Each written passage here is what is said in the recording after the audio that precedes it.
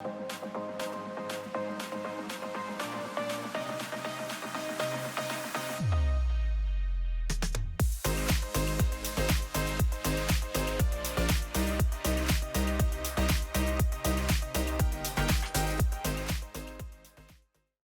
everyone. Welcome to the Savvy Cast. This is Jamie. I'm so happy you're here today, whether on YouTube or listening to your favorite podcast platform. Okay, guys, today is an Enneagram day with Jordan Jones joining us from Thomasville, Georgia. Jordan, welcome on this Saturday morning.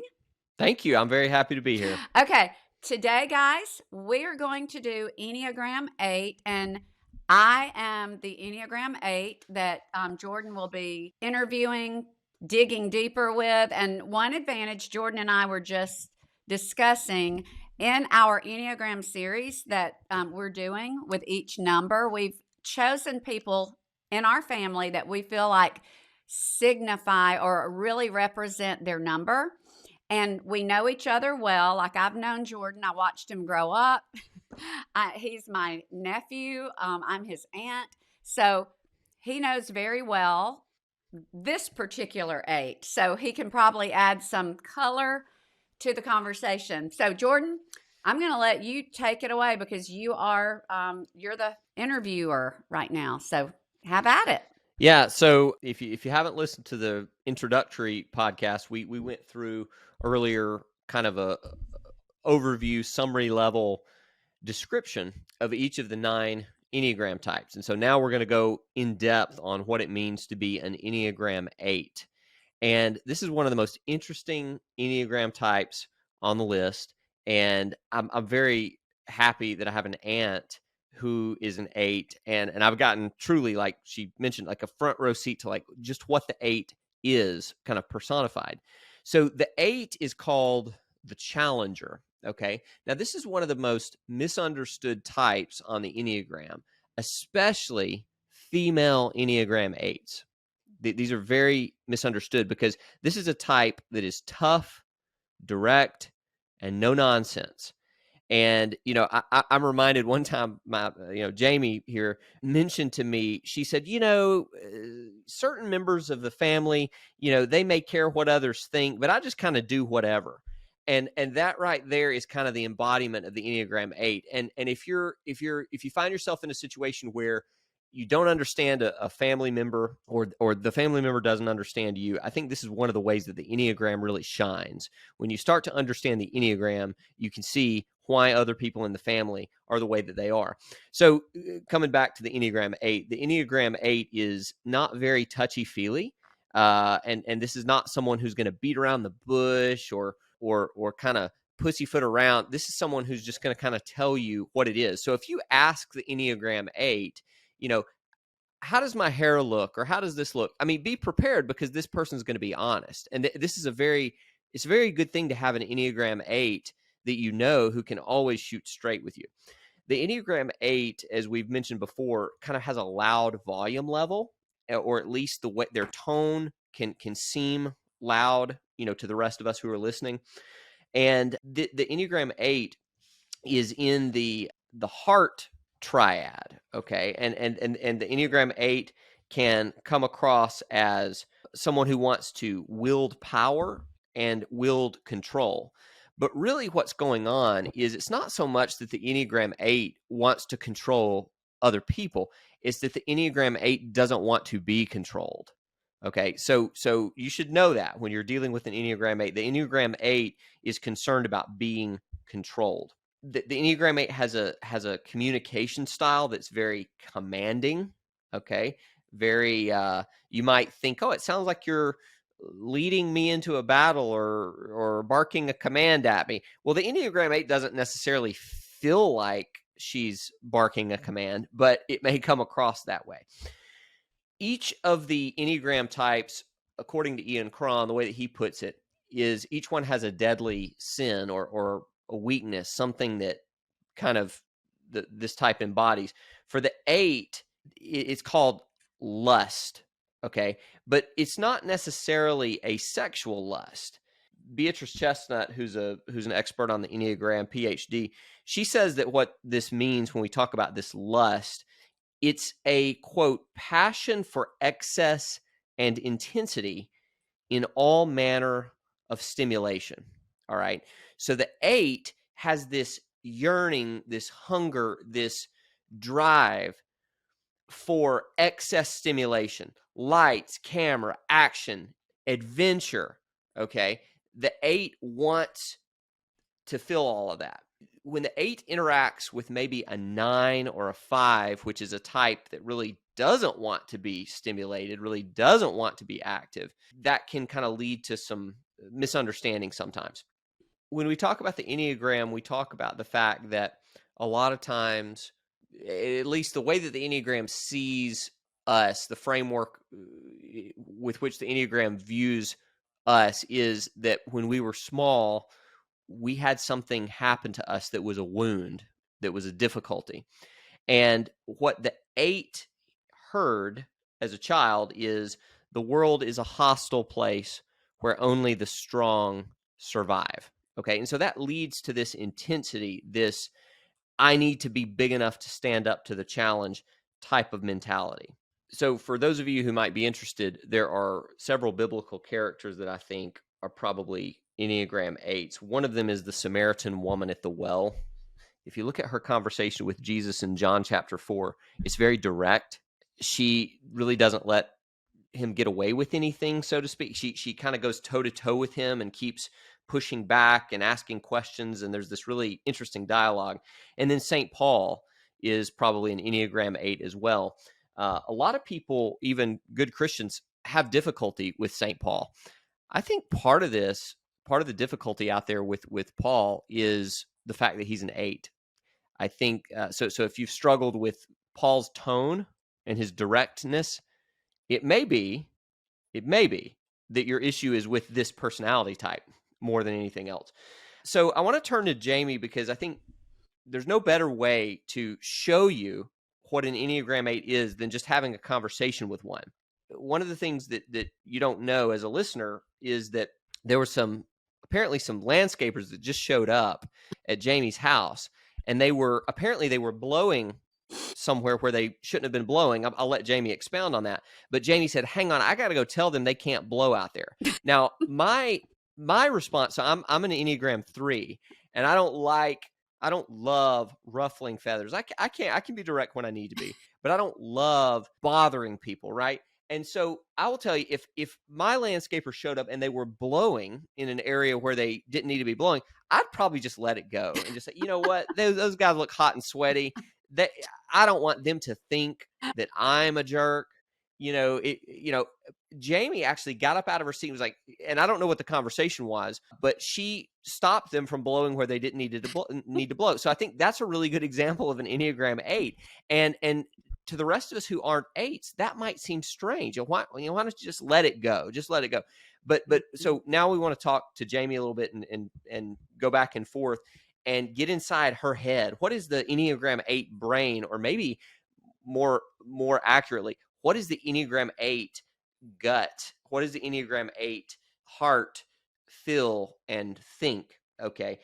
So did I describe that accurately about you going out and telling them yes not to blow? And did they comply? yeah Did they comply with your direction? And I will be sweet. It was love Jesus and the team. They're great. They come every week, but they don't typically come on a Saturday. So I ran down. I said, Jesus, y'all aren't about to start blowing, are you? Meaning, please don't blow. I said, I'm on a podcast. He says, no, we're just putting they're planting something. So it was all good. There you go. But it was a preemptive strike, though. It was, and so so if I had been sitting there as a 3, I probably would have been like, I'm not even going to say anything until they do. But Jamie as an 8, actively, right? This is an active person. Yeah. Enneagram 8s, they happen to the world. They don't let the world happen to them. They go out and actively hit first, speak first, act first. They don't just sit there and let the world happen to them. And this is different, right? For like a 9 kind of sits there and lets it, but an 8 is very active. And I think that's a Mhm. really good example of that. Mhm. It doesn't mean that eights aren't kind, right? You could hear Jamie spoke very kindly, nothing wrong with how she interacted with the landscaper, but different, right, from how some of the rest of us listening might. Mhm. So, Jamie, first let me ask you this.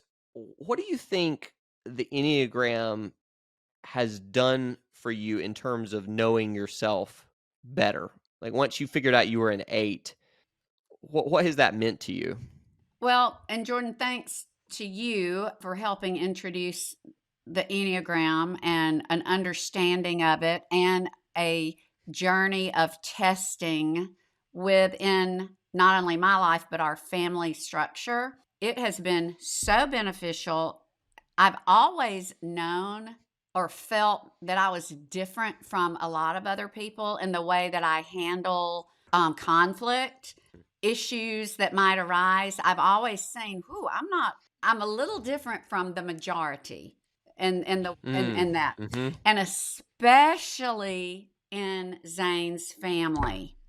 Zane, y'all, You're the only I, eight. You're the only eight that we have, I'm right? Is the that fair to say? only eight, and I think Yep. until you helped us all understand our own types and each other's, I think everyone looked at me as hell on wheels. I mean, I don't know how other to describe it in some Uh, scenarios. I mean, and life has been great, and I was probably not perceived as, and not always, it's not a continual thing that maybe someone is what they are and it's visible to everyone, but it's in situations happen right. within families or just day-to-day life where that particular situation will shine a light on that particular type and their person, how they affect others. Yes. So Yes. to circle back to your question, an understanding has helped me understand better how I come across to others and to try to tamp down, especially around certain types to which an eight is a lot. I'm very careful around Annie, around Bill. Who's an Enneagram 5. She's a five. Annie's an Enneagram She is 5, a five. right? I'm Introverted 5, very careful right? around Annie because I know I try to be careful around Juliana, and I try to be Mm-hmm. careful. Enneagram 9, 9. introverted Enneagram 9. Yep. So anyway, I believe it's helped me try to tamper myself around others, and it's helped me understand a little more of myself.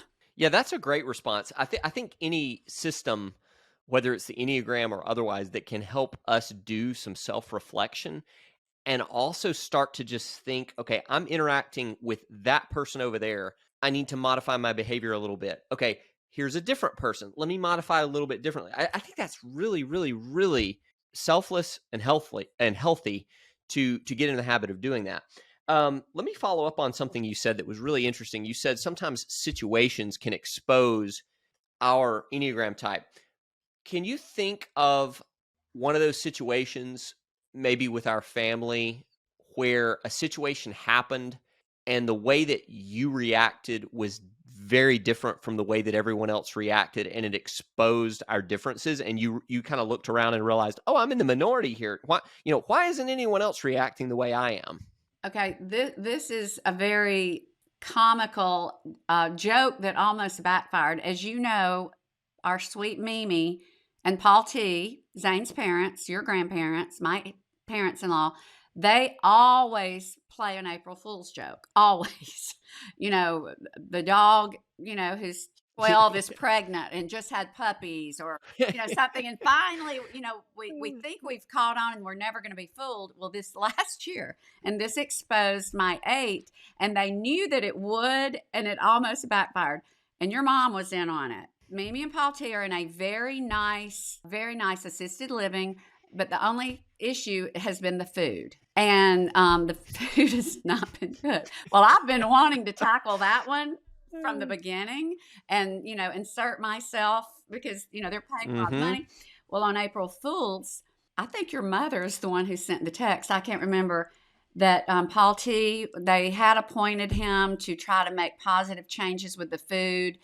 They were going to have a big meeting, but they just let him know that that was going to be disbanded until further notice.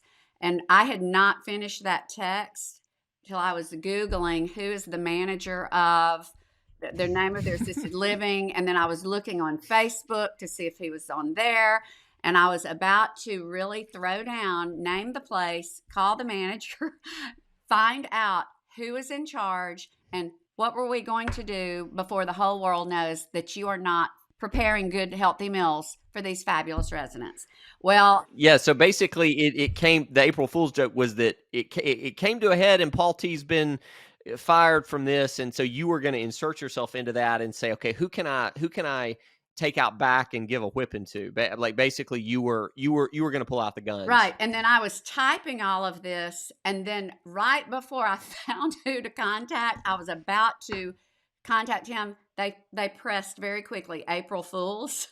So it was, I'm like, Just in the nick of time. yeah. So yeah, when there is something where I feel like anyone in my world is being mistreated, taken advantage of, I mean, and your family, Jordan, and Zane's side of the family, I do not feel like people really stick up for themselves like they should. They're just humble, good, let's move on, let's make the best of it. Whereas I'm like, well, no, this is wrong. I'll step up. So that's Yes. a slice of. That's great.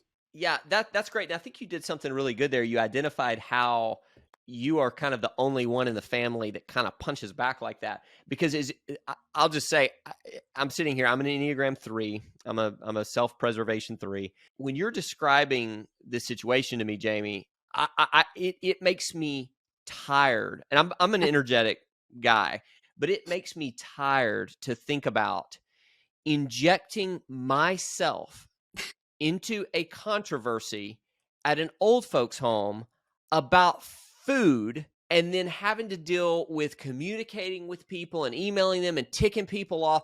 That makes me tired. Mhm. And I'm gathering from you, tell me if this is right, I'm inferring from what you're saying, that gives you energy. That actually is like, you can do that. You have the capacity to jump in and let's start sparring, let's start fighting, and you make this right. And it's not just, and I can attest to this, it's not just, oh, Jamie loves a good fight, eights love a good fight. That's not what it is. It's, you want this thing rectified. You want people to be treated correctly. And I will say, I don't think there's any other type more than an 8 who is willing to step in and say, okay, I'm going to protect the person that's being picked on. I'll fight the bully. Mhm. I think 8s are really good at that. Mhm. I think they're really good at that. I think sometimes the rest of us maybe perceive 8s as the bully sometimes. But I think many times what's really happening is there's a bully over here, and the 8 is stepping in and putting himself or herself in between the bully and the oppressed person. I really do think that's a lot of times what's happening. So I think that's a great example. Let me ask you, what do you think about when you're approaching other people and you have to interact with other people as an 8? What are 3 traits that you see in other people that are annoying to you as an 8? And when I say people, I'm gonna have to narrow it down, maybe just to people in my circle, or do Yeah. you mean just people in general? Weakness. And I don't know how to weakness, not weakness, because I do try to defend the weak or the disadvantaged. Right. But, What about cowardliness? yes, that's what I meant. The choosing not to fight. Yes. Choosing not Yes. to You take have on the man. ability. That's right. Yeah, you have the ability to do it, and you refuse because you're a coward. Okay, yes, cowardice, inauthenticity, arrogance. That bothers me. And someone who's disingenuous and not just who they are. Yes. And then I cannot abide dishonesty. I believe honesty is one of the virtue, is just a virtue, and I cannot stand anyone who is a deceiver or a liar. So yeah, that's interesting. There's a lot of certainly Yeah, I think those last two are kind of linked, authenticity and honesty. And, one of the things that I admire about you, Jamie, is, and other eights as well, is what you see is what you get. Eights typically do not put on airs. They don't typically pretend to be other people. They kind of just are who they are, and they're kind of unapologetic about it. You guys are kind of just out there, and I appreciate that. And I would say, if you're listening, it's really a positive thing to have at least one Enneagram 8 in your life who will be a straight shooter, and you can just trust an 8 to be authentic for the most part, I think. And I think that's a really positive thing. I think that's something that you 8 bring to the table. Mm. What's your biggest fear as an 8? What's something that you could imagine being a really bad thing? Losing control of my life, my choices, my schedule, which, as we know, that as we grow older, that does happen. We lose more and more control as we grow older. And I've just told our kids, I said, just make sure I have my Mac, my phone, give me a little cottage in the back, and make sure I have a blanket when it's cold. But I still want to be controlled. I don't want to be in a place Yes. where others are making the decisions and they may not be merciful or kind. I mean, that losing Yes. control, especially under the hands of someone who's not a good person. Yeah, not having your autonomy. This is kind of an interesting thing. If you're interested in the Myers-Briggs, I believe there's a lot of crossover between the artisan types on the Myers-Briggs. So that's the type that have the S and the P, especially the extroverted version. So if on Myers-Briggs, if you are an ESTP or an ESFP, it is possible you're also an Enneagram 8. I think there's crossover there. And this is true for Jamie. Jamie is pretty balanced on a lot of the Myers-Briggs letters, but we figured out we think she's an ESTP. So that's an extroverted, tough-minded artisan.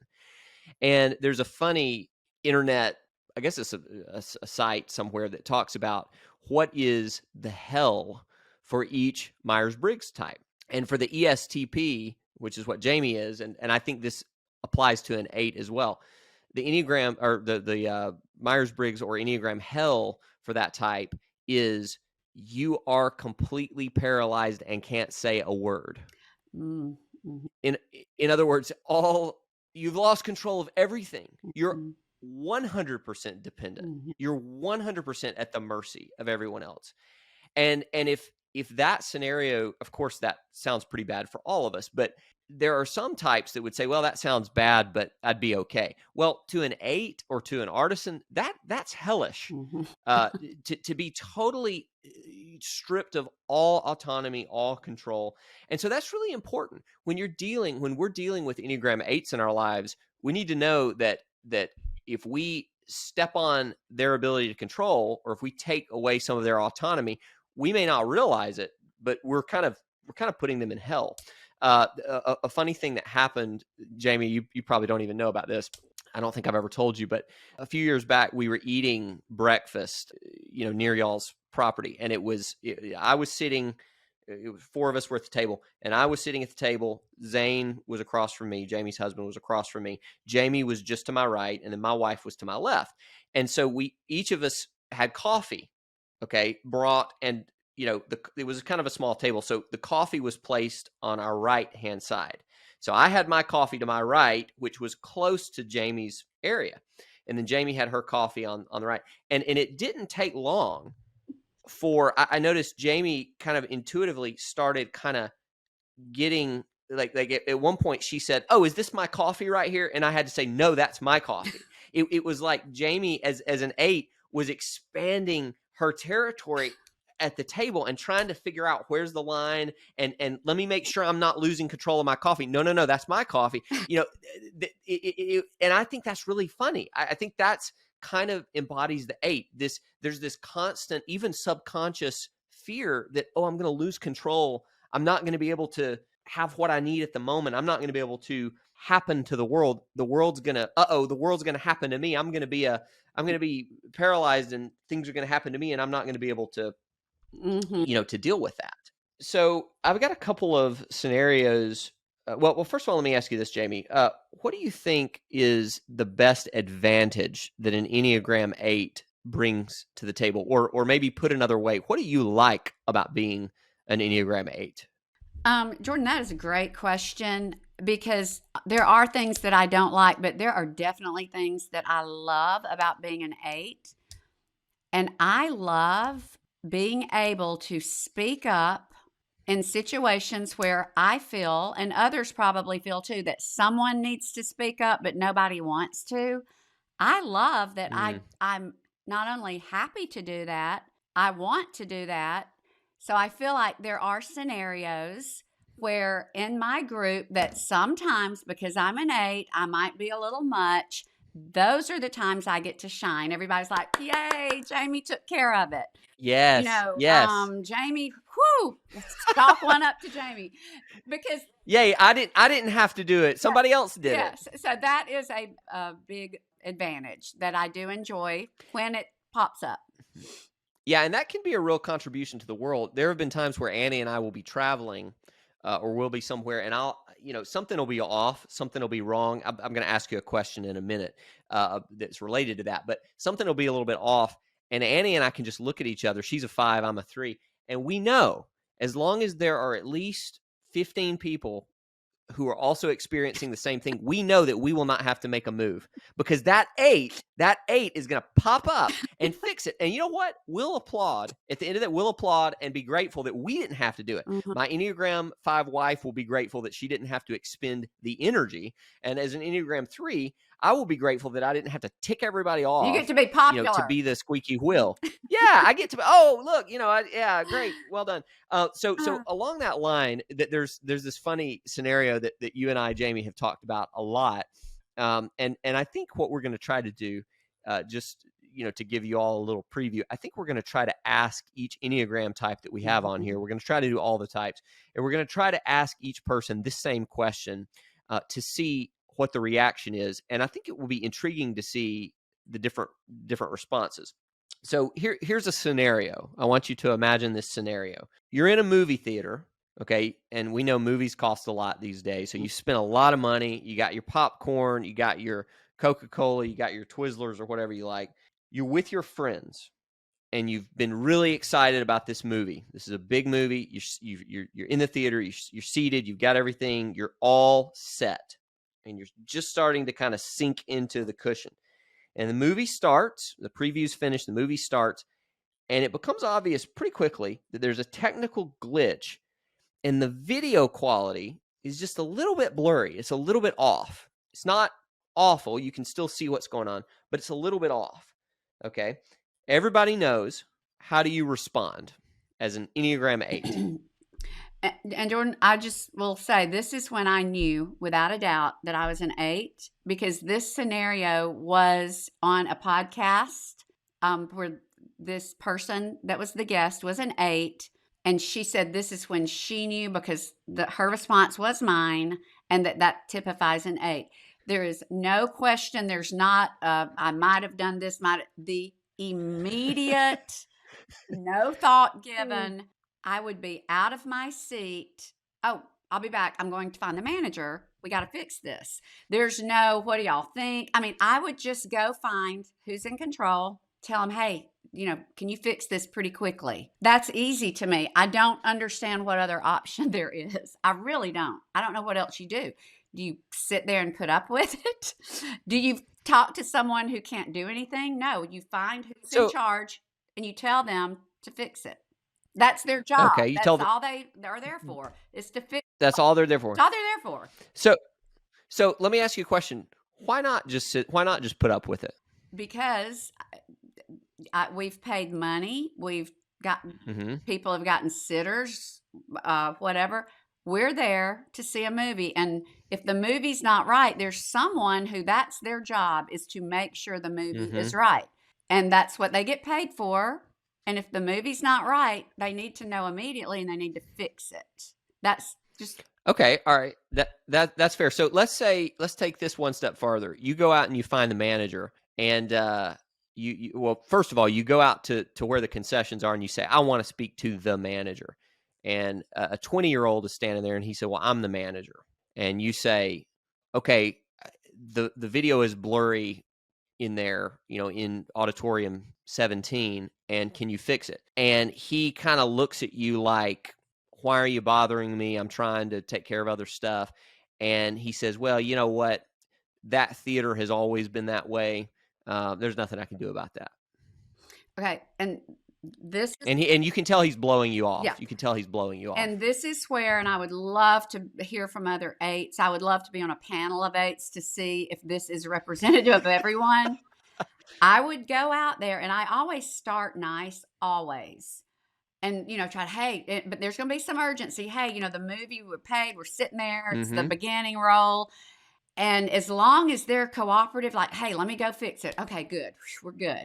But if there's blowback or whoever's in charge, Yes. and the worst thing you can do to this eight probably is to blow me off or ignore me. Okay. I'm the 20-year-old manager, and I've just kind of blown you off and said, well, that it is what it is. That is auditorium 17. No, I will stand there until I find someone. If I don't find someone, I'm looking for the 1-800 number to call corporate. I mean, somebody's head will roll, and we'll all get tickets to another movie. I mean, I truly feel like it's not just me. If it were just me, I would probably leave and call and say, hey, I need a free ticket and y'all need to fix that. But I truly feel like at that point, everybody there that's my friend or my small group, whoever we're there with, it's all on me, because I know Zane's not going to get up and do anything. You're not going to get, nobody else is. So the more I'm resisted by whoever can fix it, the more I'm going to press in, and the more upset, and then it's just going to go further. You just don't ruffle. And as I'm sitting here, and as I'm sitting here, you all can't see Jamie's response, but it is interesting to me how her body language has changed as the scenario has gone farther. The moment I said, the manager blows you off, she started to get more animated, and I could tell she's becoming more energetic, right? So this is interesting. This is an interesting thing about an 8 that maybe some of the rest of us don't understand. If you're listening to this podcast and you are a 9 or a 5, or for other reasons, a 3 or a 2, if you get blown off, you might say, you know what, is the juice really worth the squeeze? After all, this is a podunk movie theater. This dude's 20 years old. What? I'm just gonna, but so in other words, you start to lose energy. You start to lose gumption. What it does for an 8 is it gives them gumption. Oh, you're going to push back? Okay, I can ratchet this up a level too. I can go all day. You raise this to a 5, I'll go to a 6. You go to a 7, I'll go to an 8. I'll go toe to toe with you all day until you get this done. And I suspect, Jamie, that even if that ratchets up, I suspect that at the end of the day, if that 20-year-old dude actually fixes it, you guys will be best friends by the end of the day. You'll walk away. It won't be personal. You'll see him next time, and you'll say, "Hey, Jake, great job. I appreciate what you did for me last time." Like, it's not personal. Is that accurate? I will say you are absolutely right. Very quickly, there was a situation at Walmart, but when they were just implementing where you had to scan your own. And I went early one morning and had a buggy full because Pilates was canceled. Buggy full. So I went up thinking, I have an hour till, I've got to get back. And I was looking for a line, was not there. And the manager, who I knew, he's been there forever, told me, well, most people are doing self-checkout. And I said, ooh, can't do that this morning. Got to get somewhere. So I need a line. I could tell there was nobody available. And he was trying to figure it out. And he said, well, this is all that's available. And I said, I persisted. And he ended up checking all my things out for me. And at the end, I said, I'm sorry. I was so, upset. Thank you for doing that. If he had just not stepped in to help and do what he should have done, he's the manager. But if if the little, blowback boy had not, if he had pushed, I would not have. But as long as somebody said, and I'll say I'm sorry quickly too. Sure, But you do. I can verify that. That's but right. if it's someone's job, if it's my job and I'm supposed to fix it, I will criticize. I'll be in there, y'all. I'm sorry. Let me get it. I'm gonna get it. If Yes. that is what you are paid for, if you're the one to fix it, don't blow back. Do your job. That and Mm, I feel like mm. that's all the only way I see it. Yeah, that it's the principle of the matter. Yes, That's it's the what you're there principle. for. You're there to serve. Yeah, so I think this is one of the most interesting things to me that happens out kind of when I'm out in the world and I'm interacting with people that I've never met before.